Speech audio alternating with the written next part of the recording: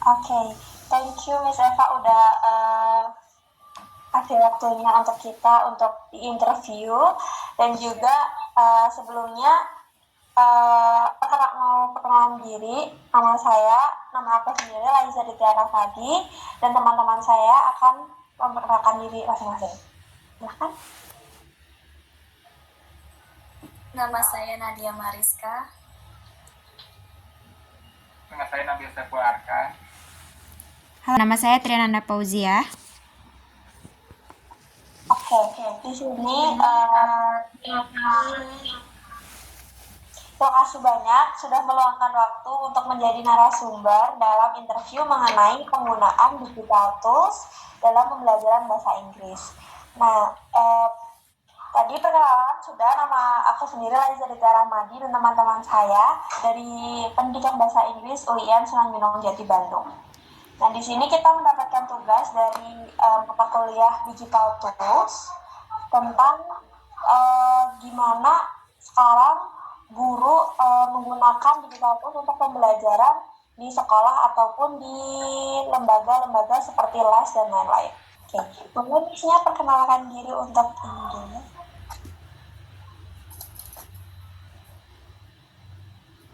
Oke, hai semuanya. Halo, Miss. Hai, Miss Eva. So, I'm actually graduated from UIN when I was in bachelor degree. I'm Eva Fauzia. Currently, I'm working as an English teacher and also I have private class. Jadi Miss juga pengajar di kelas online untuk kelas private. Terus ada beberapa juga pengalaman bekerja di kampus sebagai instruktur bahasa Inggris di UIN, kemudian di Uniga dan juga di UPDN. Nah, untuk yang lainnya itu sebagai dosen LB di Bakti Kencana. Tapi semuanya sudah selesai, alhamdulillah. Jadi sekarang hanya di sekolah dan di tempat lesan mengajarnya. Gitu aja. Jadi kita sama-sama alumni ya, alumni UIN. Ya, tapi masih nanti karena kita sudah 3. Oke, kita akan ada beberapa pertanyaan nanti Miss.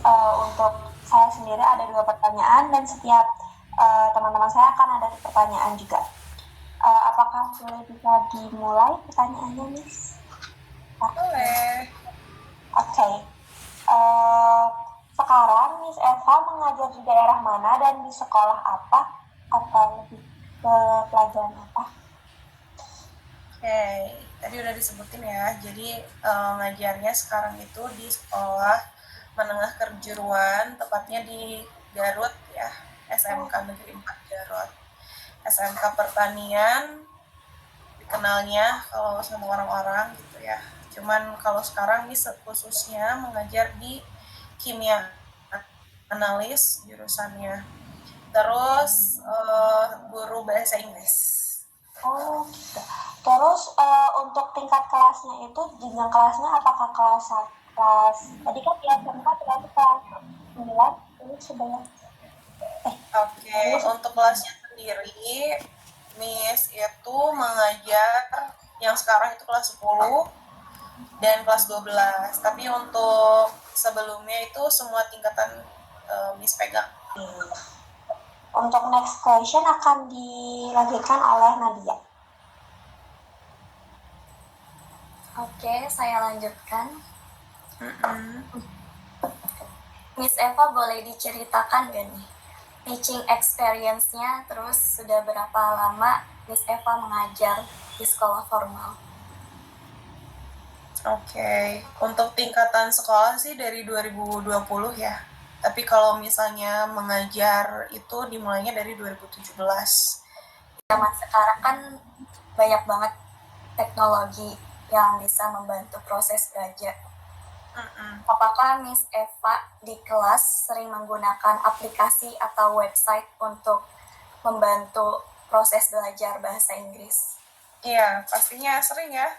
Kayaknya di awal saya ngajar juga 2017 sudah pakai aplikasi-aplikasi. Termasuk sosial media juga digunakan.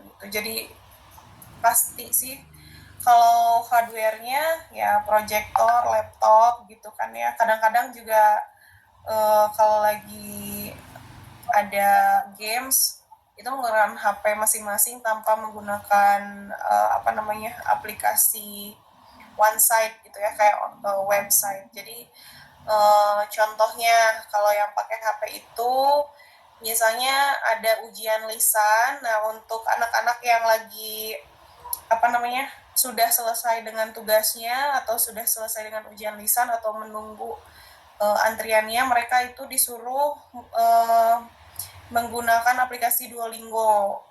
Jadi nanti dilihat track recordnya, terus screen time-nya. Ini kayaknya penting juga ya dipelajari sama kalian, karena kita tuh sebagai guru kadang-kadang cuek juga dengan HP anak-anak. Jadi di kelas itu benar-benar kekontrol anak-anak itu dengan screen time-nya yang dilihatkan ke Miss.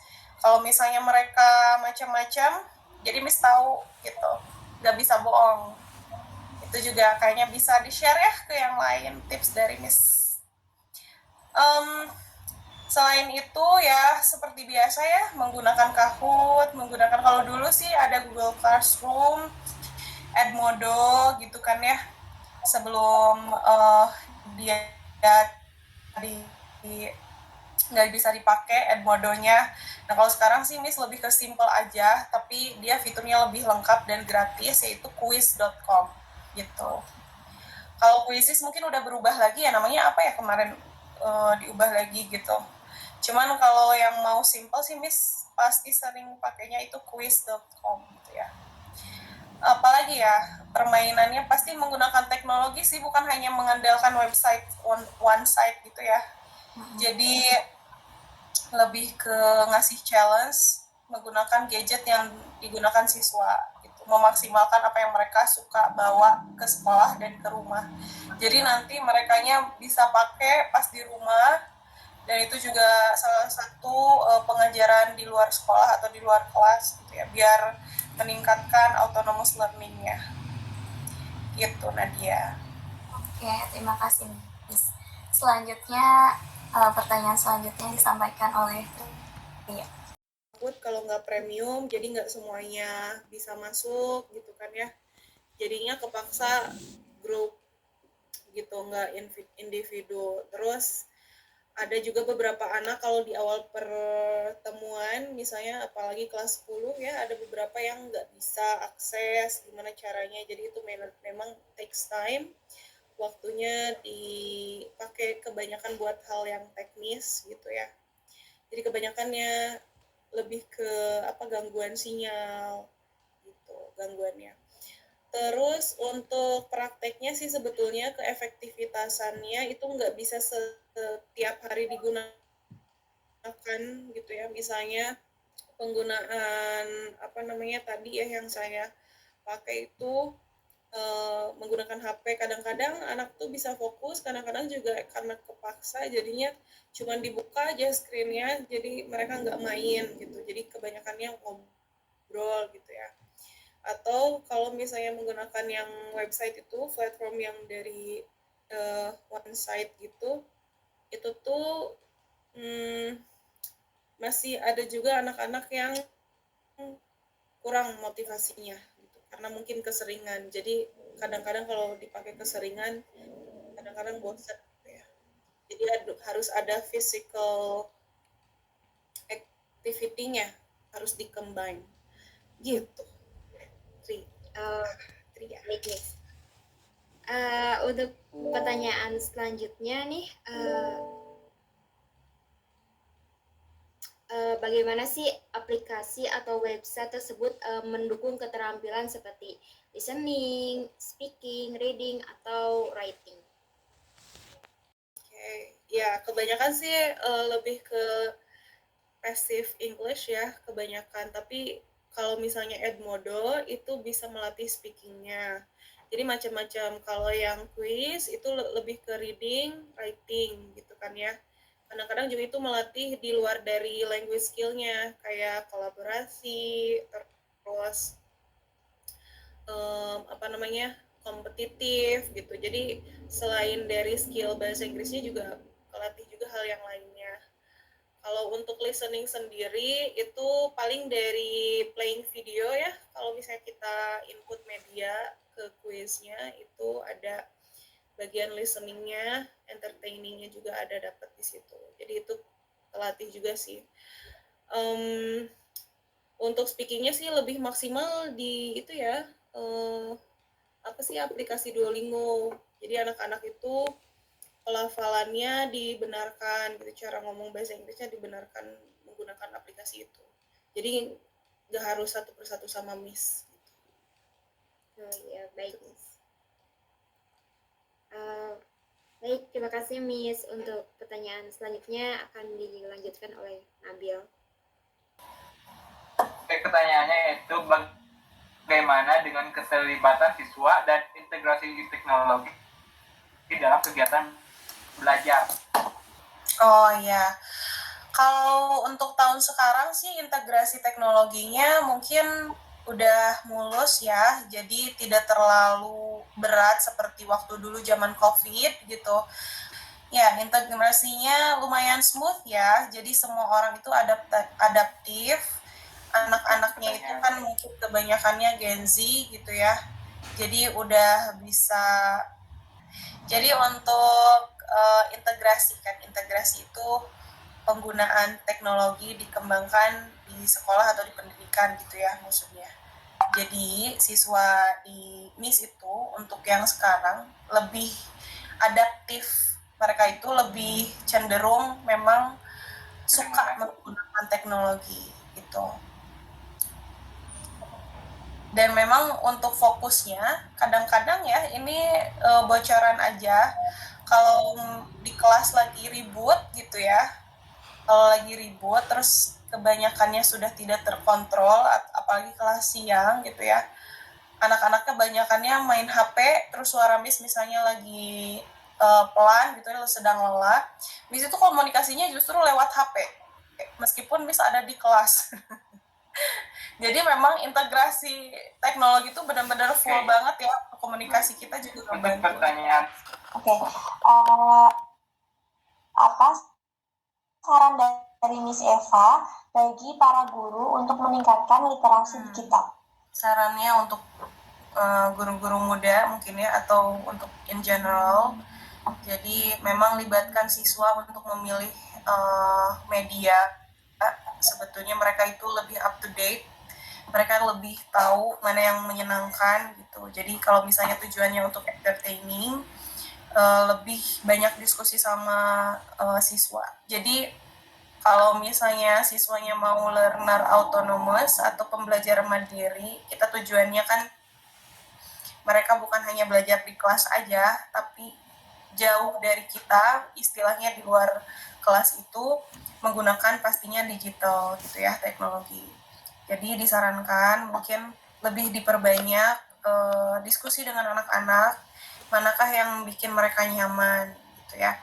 Apakah dengan cara remote gitu, mencari aplikasi yang tepat, terus dipantau, atau mungkin seperti saya lewat screen time, jadi kita bisa ngelihat seminggu itu mereka aktivitasnya apa aja kayak gitu. Jadi mungkin lebih banyak diskusi dengan siswanya ya kayak gitu, dan belajar banyak hal sih, apalagi misalnya kalau udah lama di sekolah ya, kita harus sering-sering ngobrol sama sivitas akademik yang lain, mungkin sama yang lagi belajar ya, lagi di kuliahan sama kalian juga. Ini sebetulnya harus diperbanyak diskusi, ikutan seminar, pelatihan, baik itu yang dari sekolah maupun yang dari kampus.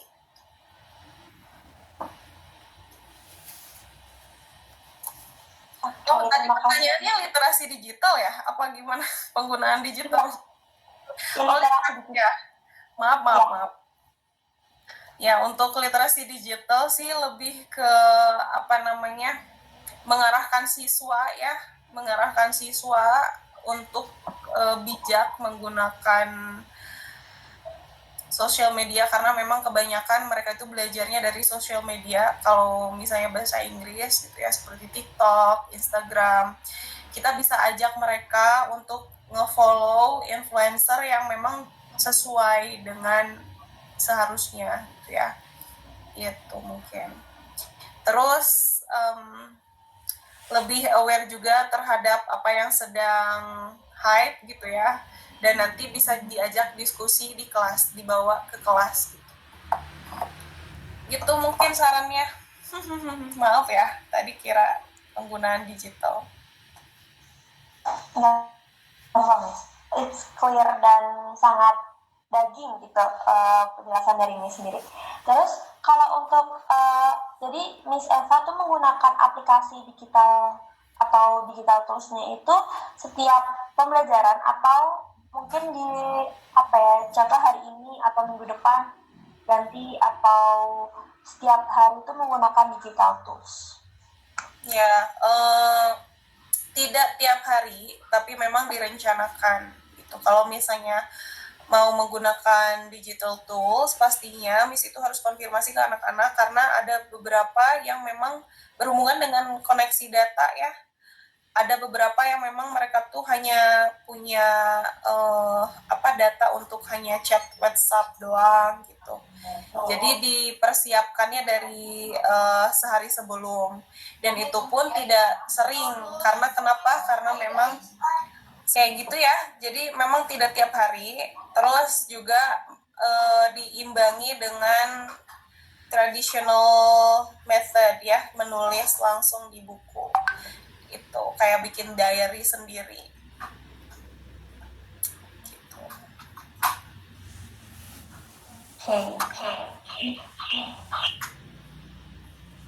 Oke, terima kasih Miss. Dari kita, dari saya dan teman-teman saya sangat terinspirasi, apalagi untuk soal digital tools, dan karena ini kemarin kita juga observasi tentang how to use digital tools, jadi kayak ada gambaran gimana di lapangan dan juga di situasi yang real gitu.